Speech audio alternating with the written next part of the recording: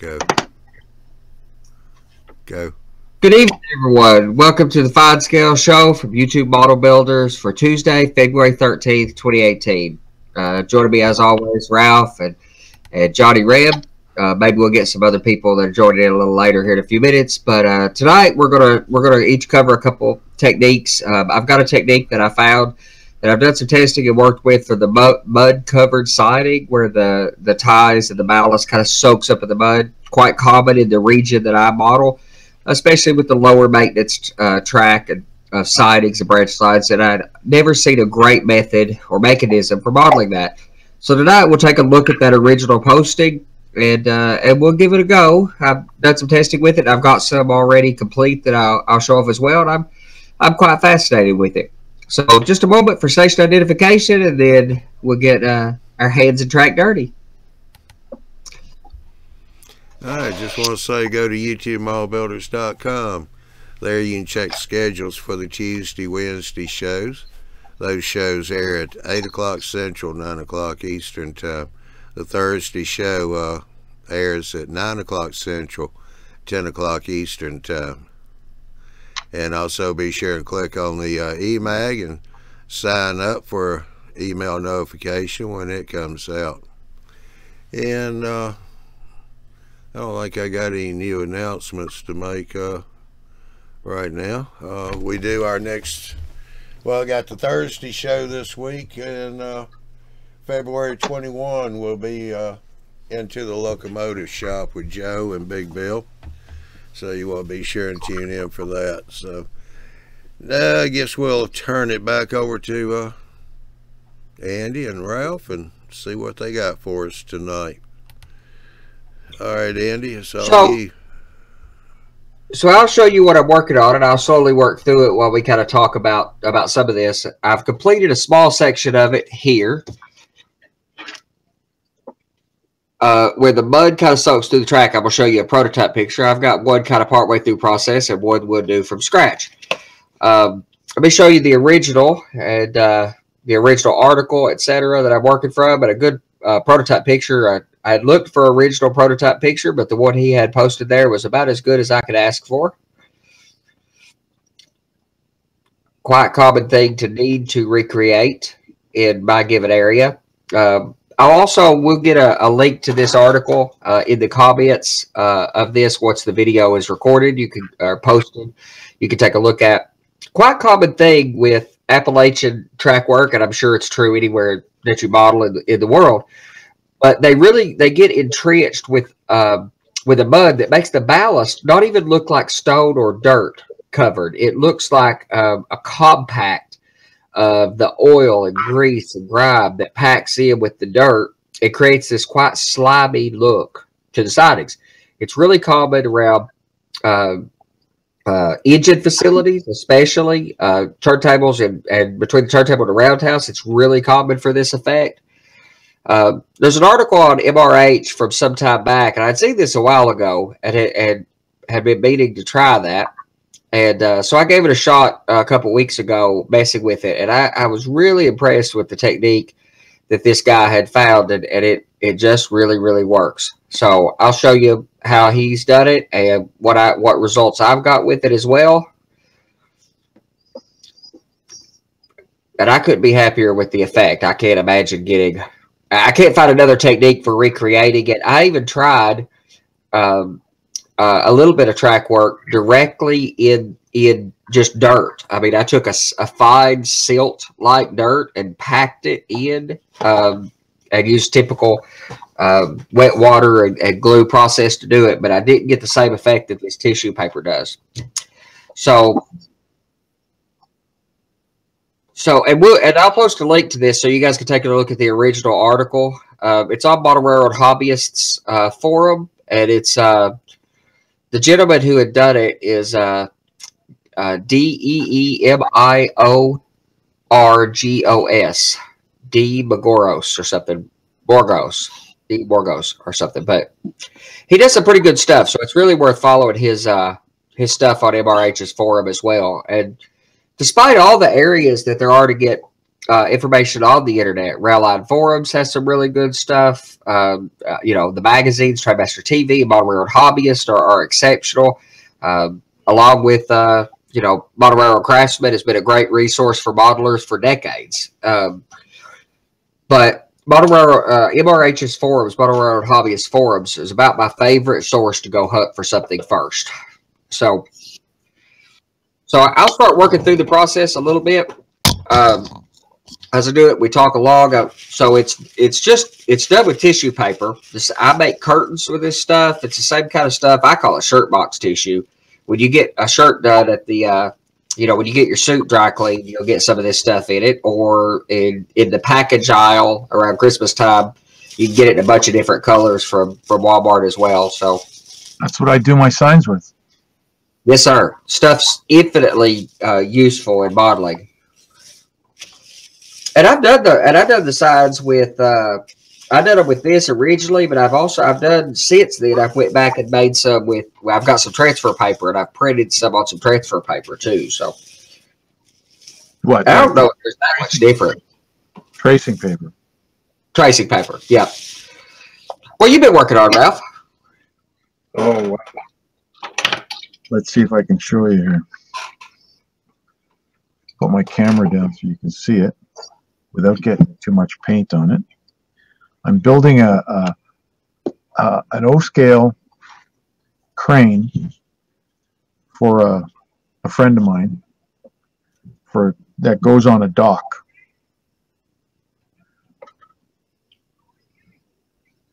Sure. So, I still have to rig it, but all this stuff here that I have my hands on now with the pulleys, it's all photo etched stuff. This is photo etched around the pulley on the top. Whether you can see it, the banding. Yeah.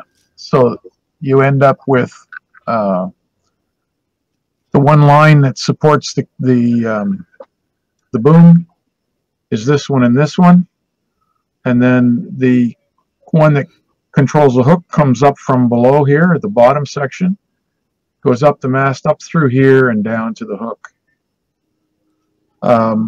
Once I get this weathered, then my plan is to pour some plaster of Paris into this little cup thing, because this fits on the base, and there's a slight depression in the bottom of this, and it's the same, almost exactly the same diameter as the bottom of the crane, so there's a base for it. Wonderful. So you're gonna pour plaster in it. Are you making a mold with it? Going to pop that off afterwards, or you just adding weight? I'm going to pop this off. I'm going to do it in plaster and pop this off afterwards. Well, so far I've cut the tissue paper. I wanted exactly the width between the rails, or ever so slightly shy, so I can still see the detail parts. On this track work, like mine, there's tie plates as well, so I don't want to completely cover those. So I've cut it to 9/16 or you know, between 9/16 and 5/8 or so. Well, Mr. Hale, how are you, sir? Good. How are you? No complaints. You've recovered from Amherst. Barely. I'm on the 5th day of my antibiotics. I always get sick after Amherst. Really? Okay. Yeah, when you're in the face of as many students as we are for as long as we are, I just don't hold up well. But that's all right. After my visit, we're back to normal. After my visit, I can now understand what there is to need to recover from. Yeah. Andy, I see that you have the proper flag there on your work table ready to go. Yes, sir. I thought you'd be proud about that. My wife's already tried to con me out of it, and I said that's not happening. So that was found by one of the students. They're very cool. I just couldn't resist. Absolutely. I don't have space big enough to put mine in. Well, with the camera facing down, it looks good to just lay it there too. But yeah, cool that it kind of sets up like that. Also, so I just rough pulled the ends off of this so that it ended up with a coarse end, so that you want the mud to kind of peter out into the track work. I mean, unless you're, unless you're routing or covering up the entirety of the siding. In my case, there's a rock cut along about right here, and it's going through a cut. So it's a natural spot where the track would kind of sink into the mud. Especially on siding tracks, you'll find under bridges, up against abutments, places where water kind of pulls up, where the railroad has a hard time maintaining that and keeping that ballast as, crystal clear and pristine as what you'd see on a mainline track. You painting a ship, Ralph? No, it's an O-scale dock crane. Wow, cool. So it came with photo etched parts, and you had to add the brass wire reinforcement on the side here. Mm-hmm. Aluminum telescopic tubing so that you get the right length. It's a little departure from what I'm used to, but and the rest of it's resin. You doing it for somebody else or doing it for you?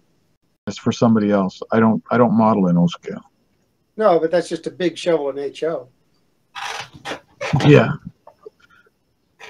Hey, scale is scale. It depends on what it is on your layout. With hand cranks on the side. Oh, cool. That's very neat. The etched parts just do it. I mean, you use whatever the best material is, but in much of what we model, and you don't see a whole lot of brass parts, brass etching. It's starting to become popular, but a big quantity of what we model, brass etching, is the way to get a lot of that effect. You see a lot of this stuff done in plastic, and it just can't be done to par.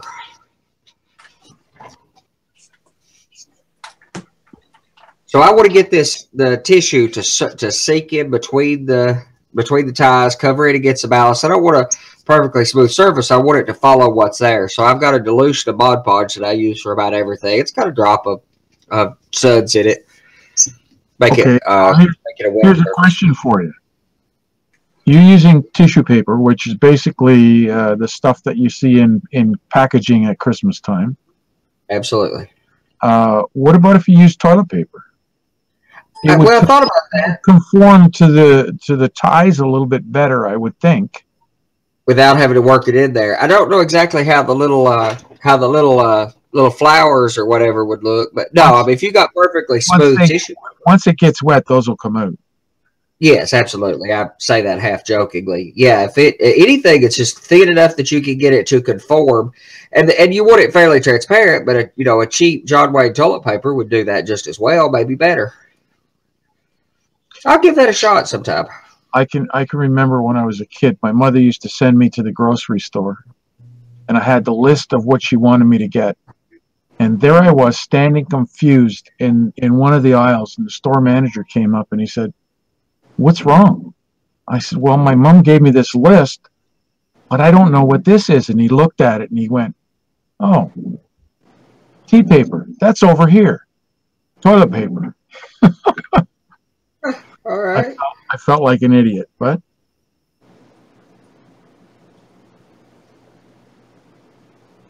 you can't count all the times in life that you're going to feel like an idiot, because that add up really quickly. Happens to everybody.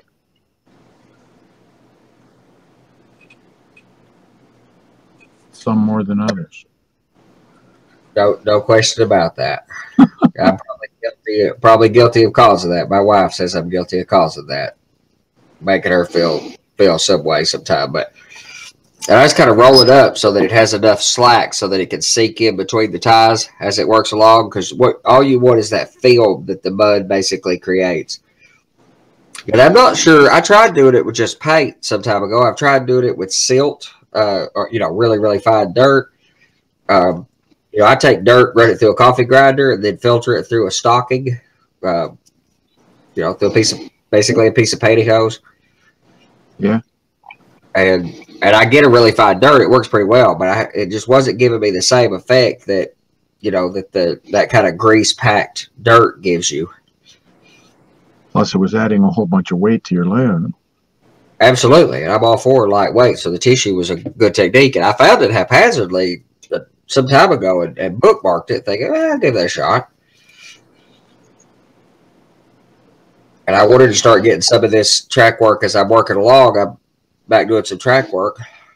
I want to get some of the stuff I had semi-complete, especially the stuff that's hard to reach. Even though my track work is, as a lot of you have seen, my track work is, pseudo-sectional track, hand laid, but, all the roadbed, everything's in a single piece with the electronics on the bottom. What did you call it? Pseudo what? Yeah, it's kind of like sectional track in a Oh, way. I thought you said sexual. Yeah, it's not that cool. Not that cool. Well, you've been working on, Miles. Anything since Amherst? Well, yeah, of course, you know about what I've been doing. I've been trying to get the New Tech TriCaster hooked up. I got it hooked up yesterday, and I managed to put myself into one of my rooms. I actually had, here, I'll turn it around the street. I built this. This is going to be the subject of the next video. And it's just a little room that's going to fit in one of my houses. And I 3D printed the couch and the TV. I'm going to hook the TV up for you real quick here. Awesome. See what shows on here tonight. That's right. There it is. Yeah, it's the fine scale show, and you can see it. It's hopefully maybe it'll start. There we go. See the flicker, just like the old TVs used to have. We'll come in real close. There we go. Watch the floor, and you can see the reflection on the floor, how it's flickering. Absolutely. So how are you creating that? That's done with the engineering module. And hold on 1 second here, and I'll hold that up for you. There we go. That's the engineering flicker module. N80, can't read backwards, 67, Yeah. 1395, whatever. I think actually, as with most things that power LEDs, we might be able to get by with a couple of LEDs because I'm using those real tiny chips that come from China. So you could do the same thing with probably a couple of them. Anyway, the chip is on the back side here, and to give you an idea, that's my fingernail next to it. So it's half the size of my fingernail, give or take. Wow. Super tiny. Makes a fantastic TV flicker. Anyway, I had myself standing on the floor. Whoops, crash boom. I just had myself standing on the floor here beside the couch and introducing the show. And I don't know what I did. I hit a button some way and the whole thing went away.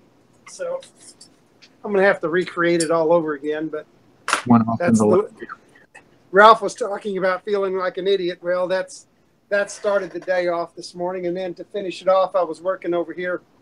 I got an email that the laser cutter that I put together, the kit, the people have come up with a new version of software to put on it. So I thought, well, I listen to Larry Jordan a lot because I think he's a really good video editor. And he always says, don't ever jump first. Give it a few months or a year before you download the latest update of Mac or anybody else. Sure. And, you always know more than the other guy. So I put the new one in this morning and immediately downloaded the wrong one for the wrong machine. So then I had to send an email out to them, and they sent an email back that said, do this, and that's what I just did, and it worked. I will say this, the laser cutter came from Darkley Labs in Australia. They are a phenomenal company for support. I had an answer back in less than an hour. And anytime I've ever written to them, they've been great about correcting things. When I first put the kit together, Ken Hurley had gotten it almost a year before. I don't know if some of the parts maybe were damaged in shipment or if they weren't too good when I put them together or because they sat around for a year. But nonetheless, Darkley sent me a whole new board to put in, and everything has worked absolutely spectacularly ever since. They are a really good company. If anybody ever looks at a laser cutter, the Emblazer is a good one. I find it to be extremely intuitive. And for a PE teacher, as Andy will tell you, to be able to use a computer as well as this thing works, that's an accomplishment. So, you're as savvy as anybody, brother. I don't know. They really have done a great job. I had to do absolutely nothing except just download the program, and it automatically sets the tool path and automatically cuts. It's a phenomenal machine. I will forever be indebted to Kent for allowing me to use it. I would say anytime you get into these fairly complex pieces of hardware, the level of support is it is more important than the quality of manufacture nearly. I mean, there's virtually nothing as important as support in complicated pieces of equipment where it's inevitable that you're going to need expertise you don't have. Well, and it really is, because it you know, as you and I both know, if you get a 3D printer or a laser cutter like this, first of all, it's a very complicated piece of machinery. If they haven't done their homework, if they didn't make it to work and survive in the first place, then I don't care how much support they give, it's not going to be very good. Yep. These guys really did their homework. They provided a machine that worked literally, you know, plug and play, whatever verbiage you want to put on it nowadays. But it has been phenomenal right out of the box. Little commercial for them there, because I think anybody that gives that good a service deserves it. Absolutely. I mean, any company that does a good job of standing behind their products in general deserves the respect, but especially standing behind an audience of a fairly discerning customers that may not that they can't have the expectation of those customers having expertise in this particular area. Yeah. If you're selling CNC machines to a machinist, you can come at your customer support from a different level than as you start selling these fairly complicated machines to end consumers that don't necessarily have the expertise. Well, and that's like selling a Cricut. You know, they're selling them to housewives. I mean, these ladies are not CNC operators. They're not, you know, that you have to have the machine operating right out of the box, or it's not going to sell very well, because they'll talk amongst each other and it'll be the end of your company. Yes. Another company where they really provided a machine that works literally right out of the box. Well, we tend to be, model railroaders, or probably most hobbyists of anything, tend to be very word of mouth centric. You know, that's one of the first things you'll hear from anybody talking. Ask people's opinions on DCC. Of course, like any other modeling thing, if you get 10 model railroaders together and ask them an opinion, you'll get at least 11 or 12 opinions. But for one of the first things people will say is, "What are your buddies using?" And it's because of support, and that, you know, it's the lack of expertise. It's something that's fairly, you know, DCC is a complicated technology, but it's become so readily available and so well supported and so ubiquitous at our hobby that it's almost an expectation that you're going to run DCC, but it's pretty complicated. Well, it is, but then you have, you know, I don't know, countless numbers of experts out there on the internet. All you got to do is Google a question, you're going to get an answer. But yeah, but you got to be careful, because you get more than one answer. Well, that's very true. Andy will tell you, whenever we run Model Railroad University, I tell people, you know, don't believe everything that a master model railroader says, because if I had 100 master model railroaders in the room and went around the room and asked for, you know, opinions, by the time I got back around, I'd start to get 101 plus, because the first guy's going to change his mind. I mean, you know, nothing is set in stone around here. Right. No question. And we're always learning, and part of that's a good thing. We're always learning more as we go along. We're always refining our expectations for our railroads. And I say that, I mean, building a layout, one of the, you know, the old adage, the only thing that never changes is the change that you want, or there's a few ways to say that same thing. Every railroad I've ever built, no matter how much I planned ahead for that, I always wanted to change things as I went along. So a lot of the way I built my railroad with the styrofoam technique was designed around something that was easy to change. And I have nothing against L-girder, but I was always very reluctant to make serious track alignment changes, because you tear out a bunch of scenery, you bust up a bunch of plaster, you got to cut out wood, you got to build a new piece of road bed and get it right, put risers, and it's a big undertaking to tear it out. With styrofoam, I can take a utility knife, whack at it for a little bit, run the new piece of track and scenic over it. And I could go from a finished scene, tear it out, reroute the track, and have it back to dirt in a couple hours one evening. Mm-hmm.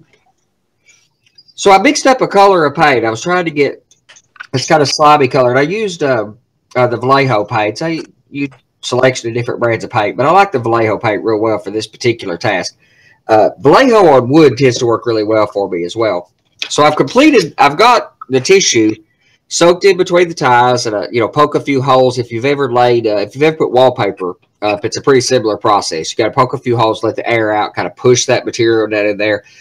Just use the weight of your brush and the Mod Podge. And the Mod Podge, when it gets down under there, it'll kind of produce a suction as it dries. It'll suck that tissue paper right down into those gaps. I did this some hours ago, so I would have something that's still semi-wet to work with. But if I could get it to where you can see the texture of the wood through it. So it fills in above the ballast some, and it's more transparent than I think in person than I can even tell on the camera. You can see the ballast profile, the ballast particles under there. So as you cover this in mud, and I'm going to go back and do the sides as well, because this is kind of right against where this grade crossing is, I've got a little pool of water, of stagnant water that's sat there. It's kind of pretty icky looking, so I wanted it to be muddy against that. And then as it goes through the gap, I wanted it here as well. I'll do this for a lot of the track work. And the piece that you just put on here, it's still wet, so you don't see a lot of the detail through it, the ballast detail, or you don't see a whole lot of the texture of the wood ties under it. So when you first do it, you'll think, oh, I've messed this up. Of course, you can always scrape it off right now while it's wet without it hurting anything easily enough. But as it dries, you start to get this, you start to get to where you can see the detail all the way through this. So if you just soak that with a thin coat of the color that you're looking for, whether it's gray or right at engine facility, you want that to be maybe not jet black, but pretty close to black. In my case, I want a pretty, what's that? Dirty black. Dirty black. Yeah, dirty black. I mean, it's pretty close to, it's just not shiny black. And even for that matter, around engine facilities, it's often quite shiny. So I made a real loose mixture of the paint that I'm looking for of this color.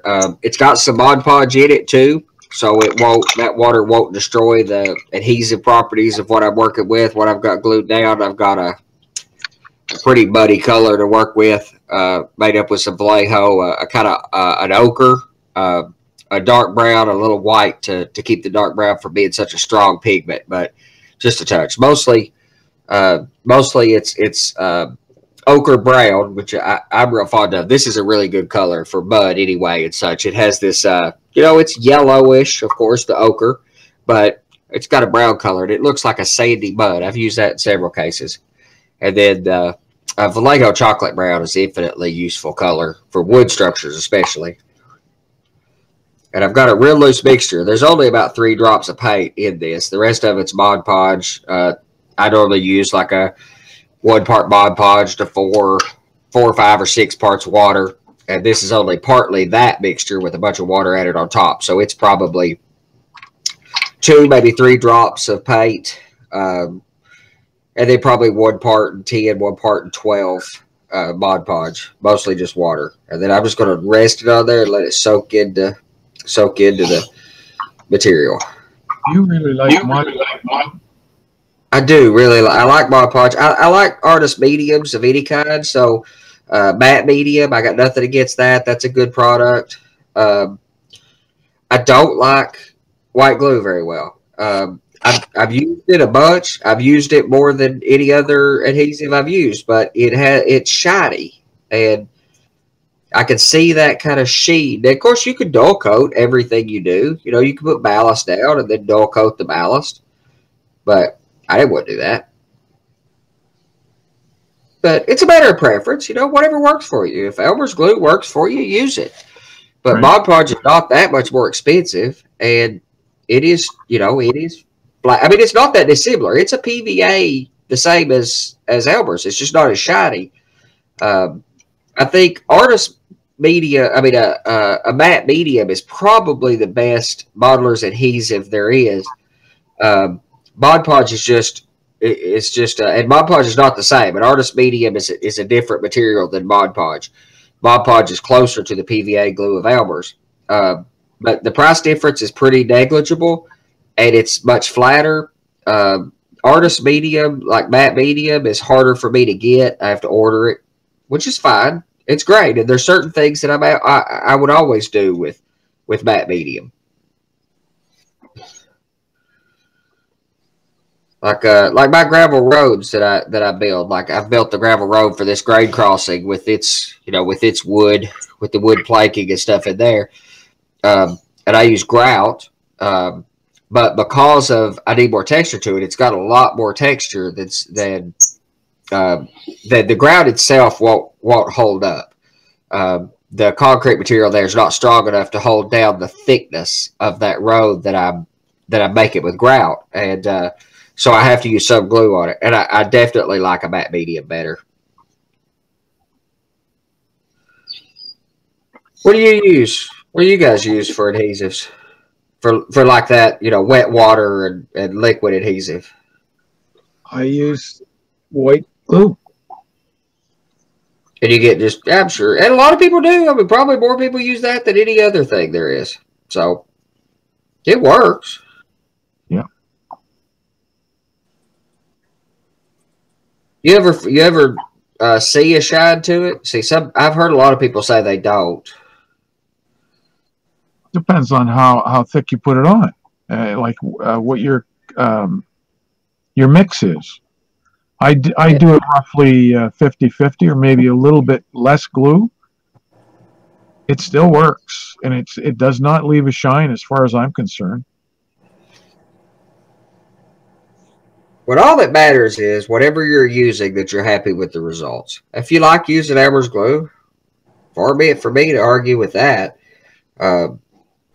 And I was using Elmer's glue. I mean, the first part of the layout that I built, even this time, was Elmer's glue. It's all I'd ever known to use before.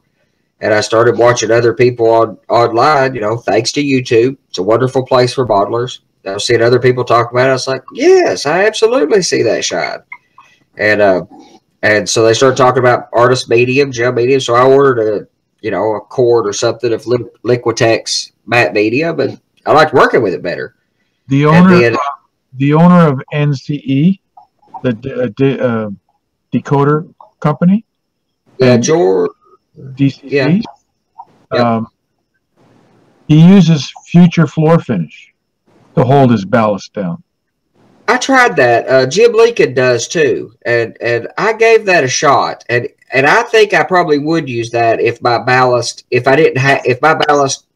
my ballast, I don't need any glue additional to my ballast, but I do like using the Future Floor. If I used a traditional ballast like Arizona Rock and Mineral or Woodland Scenics or something, I probably would use Future. Yeah, but you talk about shine. If you're going to get a shine, you're going to get it from that. Oh yes, absolutely. You'd have to dull coat it, I suppose. It's a natural acrylic though, right? Yep. So I think it would be useful for some other things too. Well, you've talked about using Future to prep models for decaling or decaling, whatever. Exactly. It gives you a nice gloss finish to put your decals on. And once you've got that, you put your decal on, you can come back at it with another layer and then dull coat it. And what it does is when you put the second layer on, it seals the edges and sort of minimizes the thickness of the decal. Uh-huh. So. Well, you can't argue with success. Whatever works for you. For anybody modeling, if you've got something that works for you and you're happy with the results, keep doing it. I mean,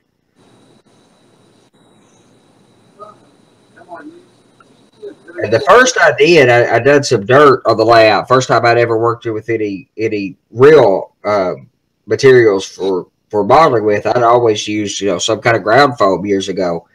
I don't speak very fondly of ground foam these days. I'm not a fan of ground foam, as most people that talk to me know. I'm not a fan of ground foam.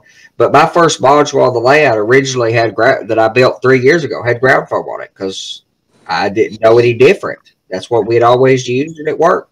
I hadn't learned much about static grass or any of these other things yet. So, but it's got ground. It had ground foam, and then I went back and started using real dirt, and I could see that shininess to it. So I got some, and I had seen that some of the other model, some of the vendors out there from Woodland Scenics that has their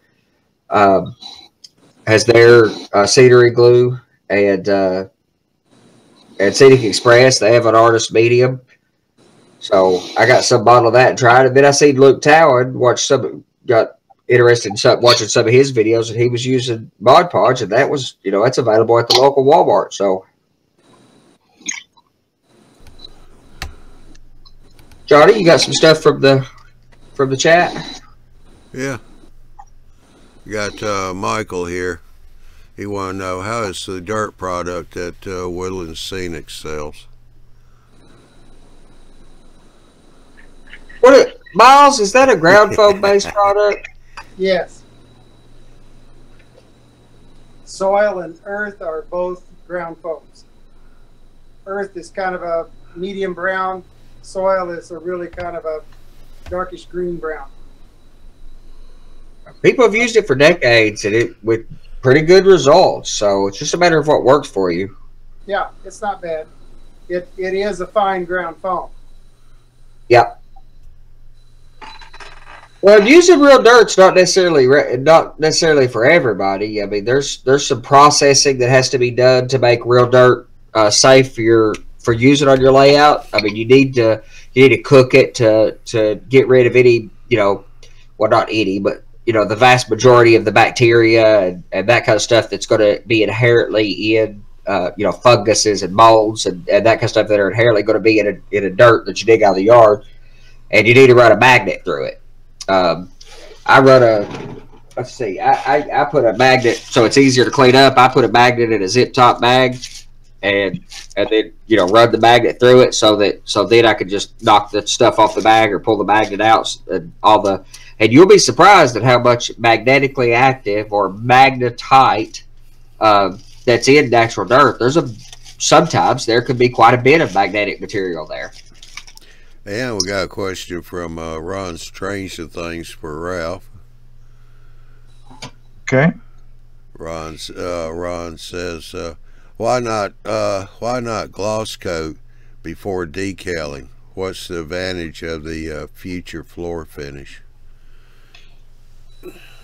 Unless you're airbrushing the gloss coat and you can control the thickness. The future floor finish is a natural acrylic anyway. Let's see how it's done. Yeah. And it seems to work better than gloss. Okay, Andy. Off on the sideline. Whoa, crash. You want to see? I don't know if I can do this. I may have to. I'm sorry about that. Oh, come on. What'd you do? I didn't do it. I didn't either. I'm trying to figure out how to turn the camera here.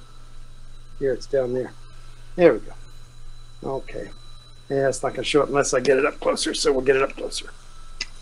All right. I don't know if you'll be able to hear this or not. Let's see if I can get more volume out of this. There we go. Okay, this is what I just did while I was screwing around. That's me in that room that you just saw. If I can get it over here close enough. There we go. Ah, all right. Now, hold on. We're not done yet. Oh, there we go. He's going to move. Hopefully, maybe it'll go. Come on. There we go. MRUs, TV in every room. Let's see how it's done. If you heard me talking or not. Yeah. Yeah. A little bit. And here I thought you were going to do a jig. Yeah. No. Entertaining, but let's don't get crazy about it, okay? We go a little too crazy. Anyway, that's what I've been trying to do. Now, You cut that with, did you green screen yourself and then cut yourself out of the green screen? Yeah, here, I'll come out again. I'll show you what I set up in the back yesterday. Turn this down. Turn the camera around again.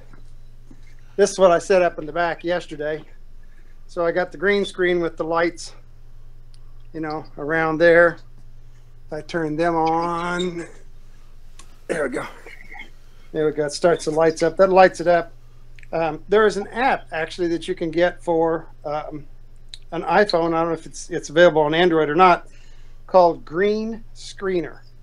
And I think I can bring it up here so you can even see it on the phone if I can do it one-handed. The kids all do, so why can't I, right? Absolutely. 7.2, there we go. Get rid of that. Oh, that was it right there. There we go. Yeah, just start. Come on, just start. Start. Thank you. So this is what the Green Screener app looks like. And you can see there, it tells me if I've got hot spots or what's going on in the green screen. It tells me where I'm hot and where I'm not. Sorry about that.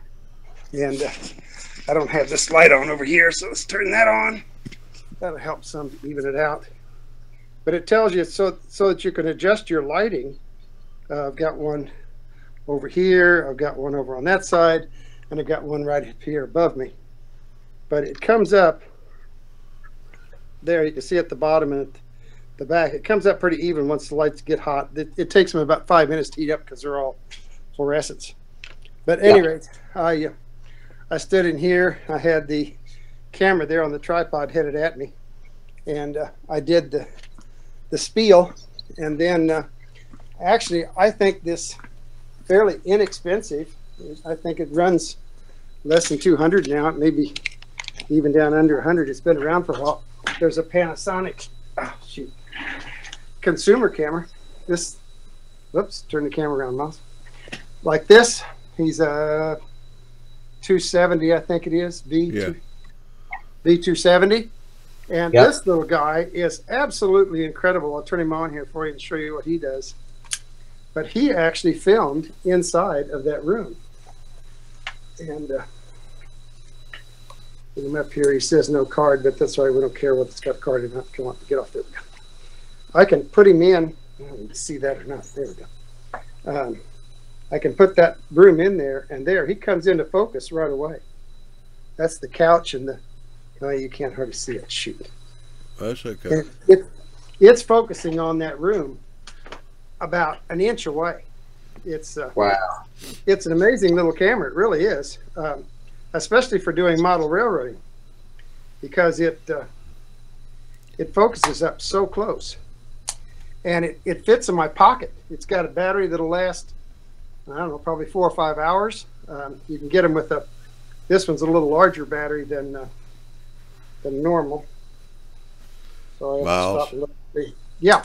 What you need to do is work on being able to put your hand on the back of the sofa like you're kind of leaning on it while you're talking. Well, I'm kind of learning as I go. I remember I had a special effects company down in San Antonio for years and years, but my special effects were doing model work, you know, and doing controlled motion devices. I never was involved in the green screen work actually in front of the camera.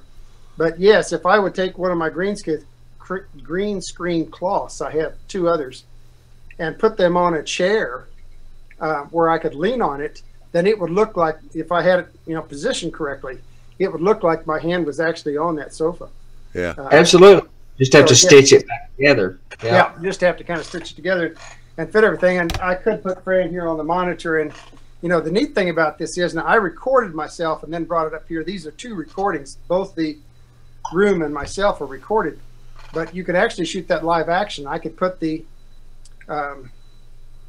room up on the viewer for Fran to watch, and then she could tell me move a little left, move a little right, and we could actually put me right in position on the couch and then shoot that footage for, you know, whatever it took, 3 seconds or 4 seconds or whatever, and put that up. But I think, you know, you asked me what I've been doing, and we've been on the chat room for the last several days, but it came in Saturday morning, I think, this TriCaster, and it is a phenomenal machine. It's far beyond my abilities so far, but we're learning a little bit at a time. Well, that's the device that seems to be the one most popular amongst amateur videographers in the podcast space too, which is not that dissimilar to what we're doing. So yeah, they've obviously got something going for them because their popularity is quite high. Well, their popularity amongst schools and churches is just incredible. I mean, I don't know of too many churches or schools that don't have a TriCaster unless they've got budgets for just humongous, much larger pieces of equipment to use. This thing is a little box, no bigger than a shoebox, and it's absolutely incredible what it'll do. It'll equal what a broadcast truck did 5 years ago. Amazing. Well, I got another question here. Start to finish coatings is asking, he's been microwaving his dirt and hope it works the same, for killing bacteria. So what do y'all think? Yes. Nuke it. Bombard it. I don't know enough about microwave to say yes or no. Yeah, that, or lots of times I'll use sphagnum moss and I'll shoot that. I used to have a friend that went out. He found one place in Louisville, Kentucky that had some mulch. I think it was about 2 or 3 year old mulch. It was a commercial location, so they kept changing it. But he went over there at night and he would swipe their mulch, bring it back, pulverize it, and run it through his microwave. And yes, it will kill bugs and bacteria and whatever that are in there. As far as I know, anyway, it does a super job. Okay. Do we have to? Oh, okay. Johnny told us to behave. He was going away, so I asked if we had to. Kind of hate to do that. Behave, that is. Yeah, that's no fun, is it, Miles? No. Kind of puts a damper on everything. You know the truth.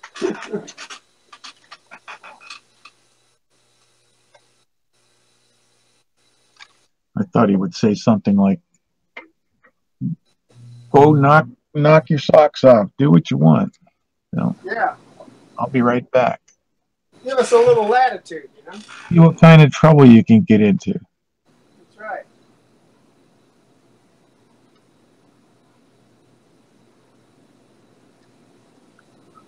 Are you weathered? What are you doing on that crane? Did you weather that already, or did that come in that finish? I weathered it. Yeah, I hadn't been looking at your camera feed. I'm working away on what I was working on. That's looking. It's amazing how quick that's come together. It was in like a battleship gray, wasn't it? Green. Was it originally? This is the same paint mix that I used. That's the color it was. Yeah. Like a machine green color, like a lot of industrial machines are. That's the color I painted my junkyard Volkswagen.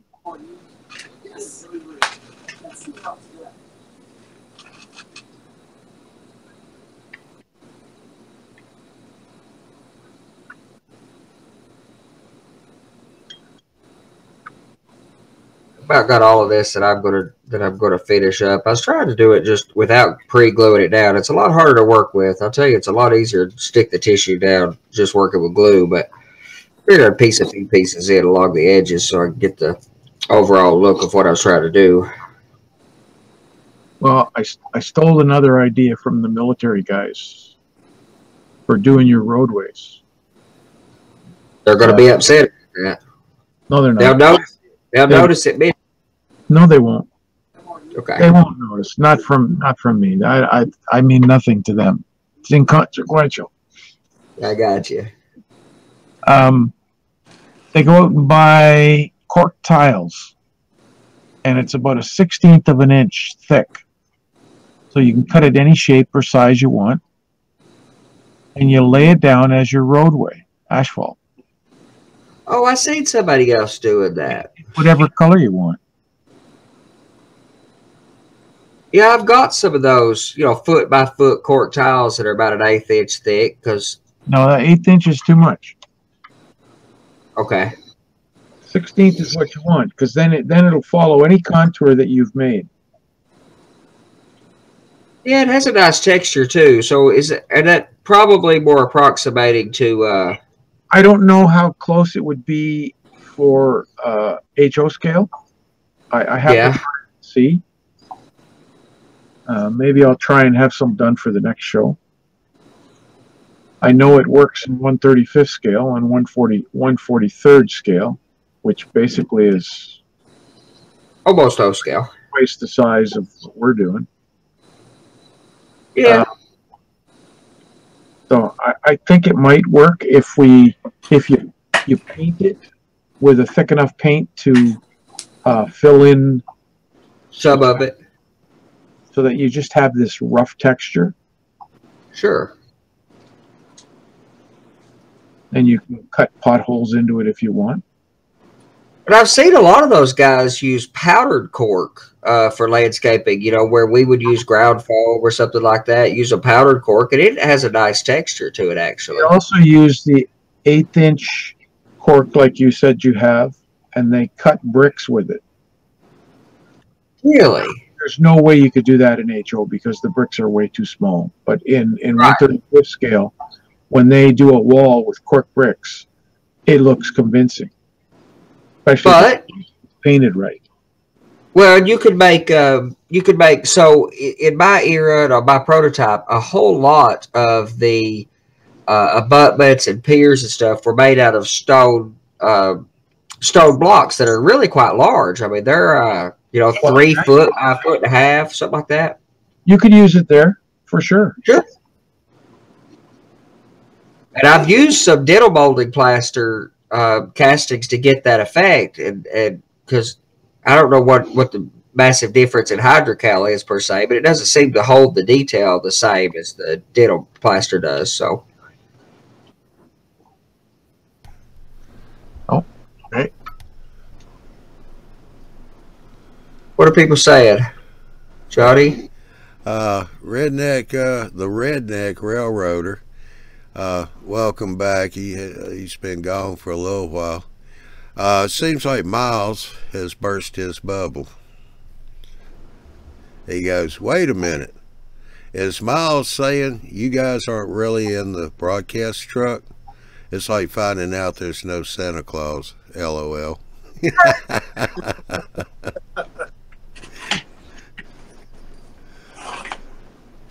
Yes, we have unlimited funds, so we have our own $200,000 broadcast truck. That's right, a big CGI budget. It's all funded by Andy, though. None of the rest of us have any money. Yeah, that's a nice idea. How to get Andy in trouble in one easy lesson. Yeah.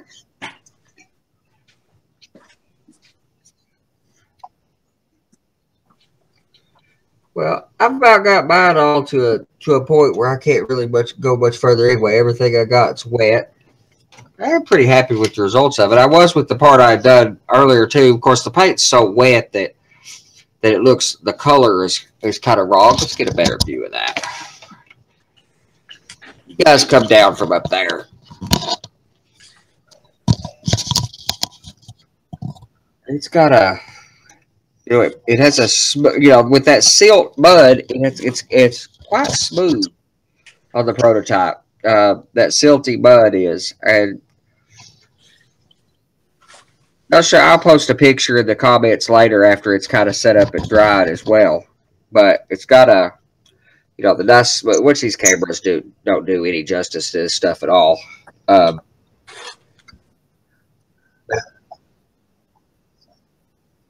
Yeah, it's not going to focus that close, I don't think. Yeah, I turned off the autofocus. It doesn't seem to work so well, and I might get a better view if we go straight in. These cameras just don't show this stuff very well. I'll take a picture with my better camera and post it in the comments of the complete what it does. But it gives a smooth effect. It smooths everything out. Of course, I mean, you can wash it with or do a wash of the dirt color to kind of do it too, but it doesn't have enough. It's not a convincing enough effect to just use dirty ballast. That's the mud that soaks up through the track has an effect on texture.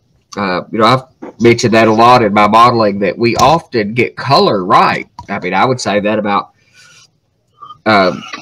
ballast as much as anything, but there's a lot of things that just getting the color right doesn't do it. I mean, you can't take a perfectly smooth surface, paint gray on it, and expect that to be believable as a road. Their texture is critically important to a whole lot of effects. You can do that quite the opposite too, and go the wrong way and be worried about getting a lot more texture than what the prototype would have. You know, most of the ballasts that we use in modeling are much larger than they should be. The HO scale ballast is about closer to kosher salt in actual texture. I slightly oversized mine because if you get ballast down to a prototype or approximate prototype size, it's too small to see the particulate nature of it, see the granule, the shape of the granule. So I even oversized mine ever so slightly, but in this mud effect, you want it to smooth out some, but still see that texture through the, you know, the silty mud that's covered it. So yeah, I'm pretty happy with how that's working. I'll post some pictures later. How's that coming along, Ralph?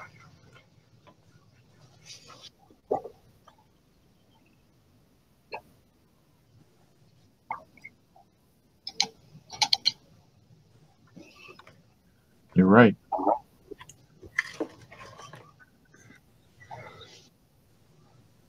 There. It was. Yeah, it's come together quite quickly.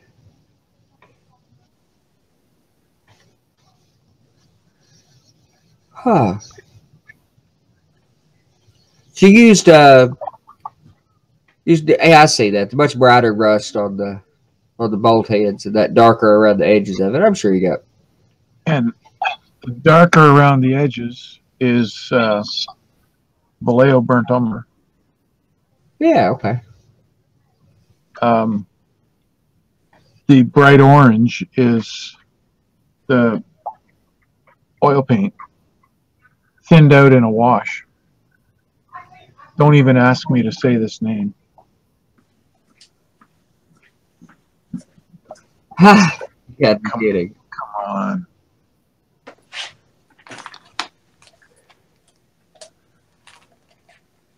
Oh, I hate this. There we go. Abtilung? I don't know. That's the military guys use. I have the same thing in Winsor Newton colors.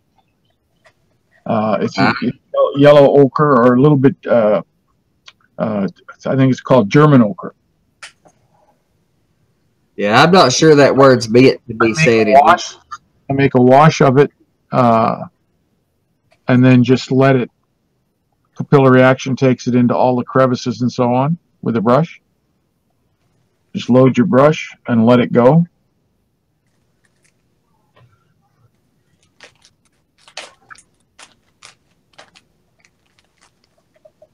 Yep.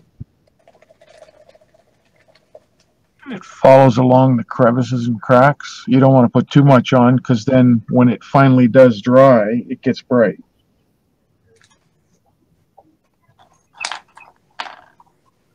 So there's still some more streaking has to go on this. Some the rust streaks coming down from the bolts and so on. But other than that, it's pretty well done, except for the rigging now. And I got some nice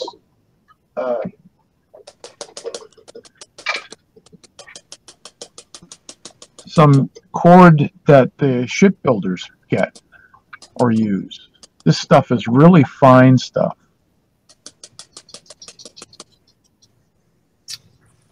It's probably like a wax coated, so it doesn't. No, it's probably not even wax coated, but it is. You can't see it. It's on the shiny side. There we go. It's got a smooth consistency. The problem with thread is it always the humidity constantly falls out. Because normal string has that fuzz to it. In order to get the fuzz off, you have to soak it in glue. Yeah. Or matte media or something to get the glue off. The only problem with this is the cord is too thin. I want to try and get a little thicker.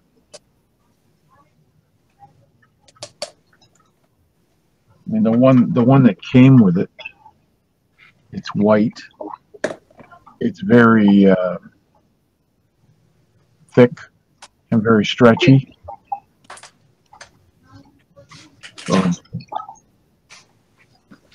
Not too fuzzy though, like thread tends to be. We've used thread for years. I just really dislike thread for power lines. It's just really hard to make that stuff look right. I've used it a lot, but if you soak it in glue and then rig it, when it finally dries, it will look pretty good. A lot better than the fuzzy string. Now, if this were mine, I probably would use Easy Line, but I'd try and get it the real heavy duty one they have. yep. If that worked, I would use it.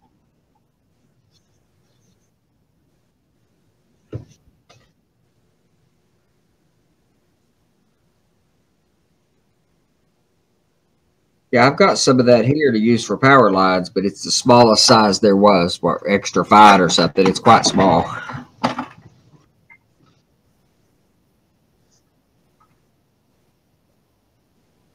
Miles static grassing business cards or something? What's he working on? Took off.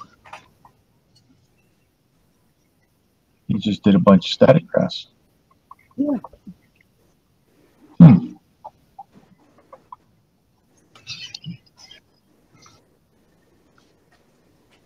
Well, gentlemen, if you got any more questions, comments?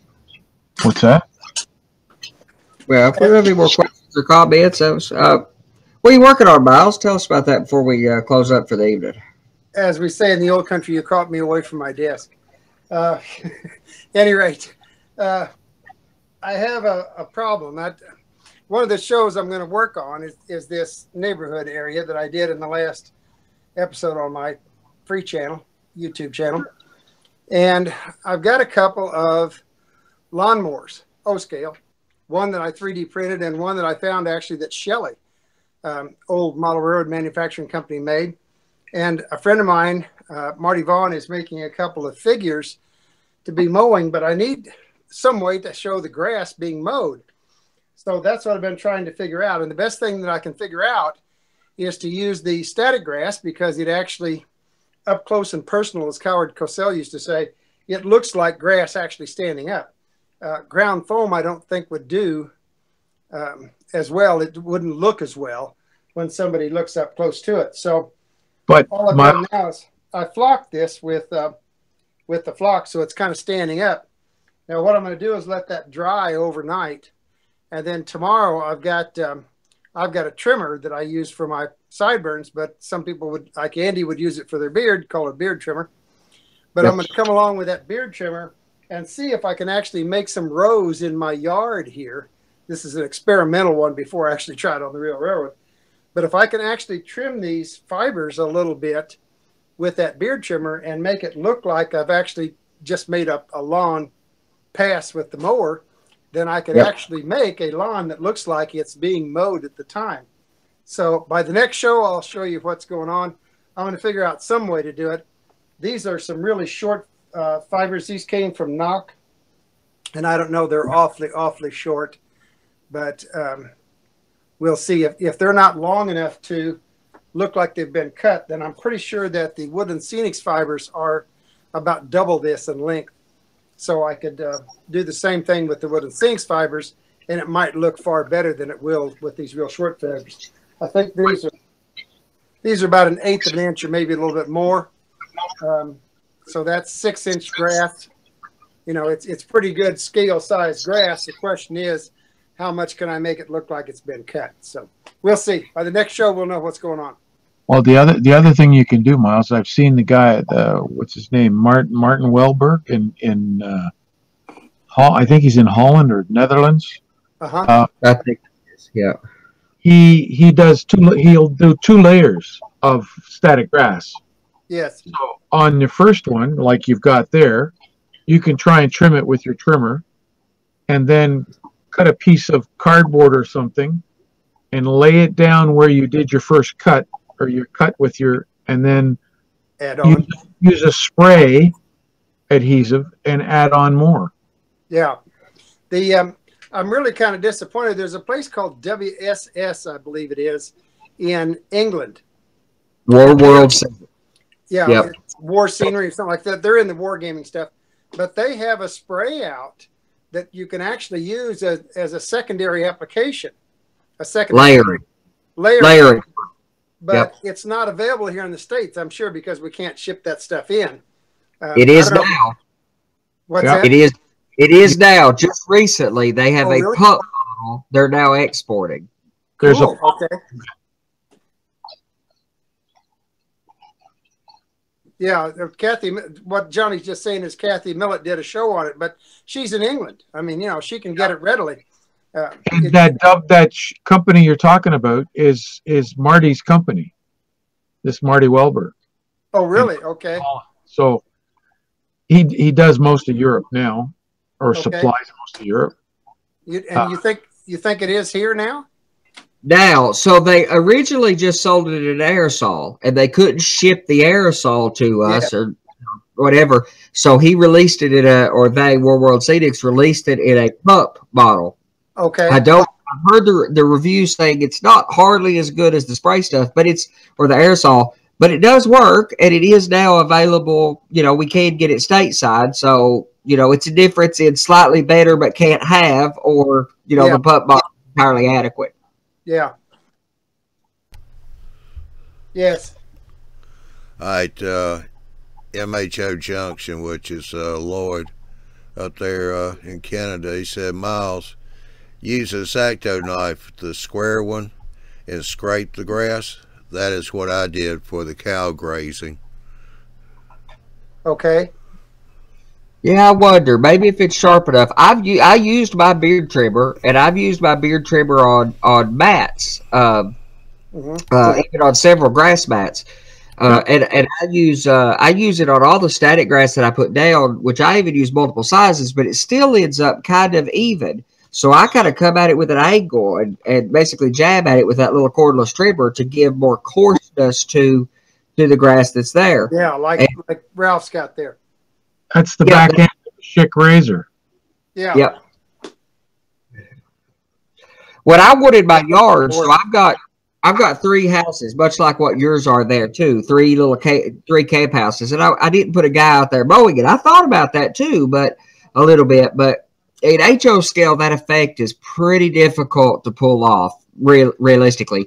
But I wanted the 3 yards to have slightly different grass levels because they're fence and everything. So I did shave each of the yards. I left one of them, whatever the mat was, and I shaved the other 2 at 2 different levels. So, and it's noticeable, even at a couple feet distance. You can see the difference. That's good. Well, I'm supposed to do a clinic at the narrow gauge meet Thursday night. When you all were talking about it, suddenly something clicked in my mind. I got to make this ahead of time or I won't be able to do anything with it. So that's why I went into panic mode a minute ago, just making it up real quick so I'll have it to use. Yeah, a little prep work. That's right, a little prep work. I think static grass was a massive change for our hobby now. And we've had it for a while. I say that the Europeans, a lot of times I'll say the Europeans are pretty far ahead of us in a lot of ways because they've been using static grass for many, many years. Yes. And it still hasn't grown massively in popularity here. I mean, look at their DCC systems are ahead. And a lot of those European models are really good ones that I've been following over there. Have a lot of times went to using mats, cut up mats, and then static grass to kind of fill in the gaps. Because some of these mats you get, like Martin Welberg's mats and some of those, it's pretty hard to recreate. Not that you can't, but it's a pretty inexpensive way to get a spectacular quality of scenery level for 3D scenery. Yeah. Well, all right, fellas, we'll cover that. Cover some things next month. If you guys want to comment, anybody watching would like to comment in the comments of this video, some of the ideas that we have coming up. If there's some of those that you'd prefer for us to do, I'm sure I've thought about or planned on doing an upcoming show on my method for deciduous trees. I've got a lot of those that are in various stages of production, so we could kind of step through that process kind of the way a cooking show would, and you can get a feel because it takes a long time to make wood. But I've got a group of those in various stages.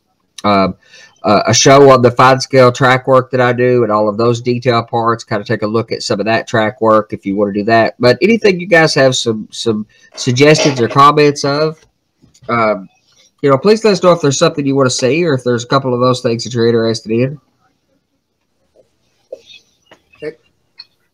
Otherwise, we'll catch you guys next month. Thank you so much for watching us this month on the Fine Scale Show. Johnny can take us out. All right. Well, say go to YouTubeModelBuilders.com. There you can find the schedules for the Thursday, Tuesday, and Wednesday shows. Those air at 8 o'clock Central, 9 o'clock Eastern time. The Thursday show airs at 9 o'clock Central, 10 o'clock Eastern time. Be sure to click on the e-mag. This week we've got the Thursday show, Johnny's Small Train Talk Show. That'll be at 9 o'clock Central, 10 o'clock Eastern time. And let's see, February 21, that's Into the Locomotive Shop with Joe. Big Bill's the host on that. So you want to be sure and tune in on that one for next Wednesday of next week. And with that said, everybody have a good evening, and we shall see you Thursday night.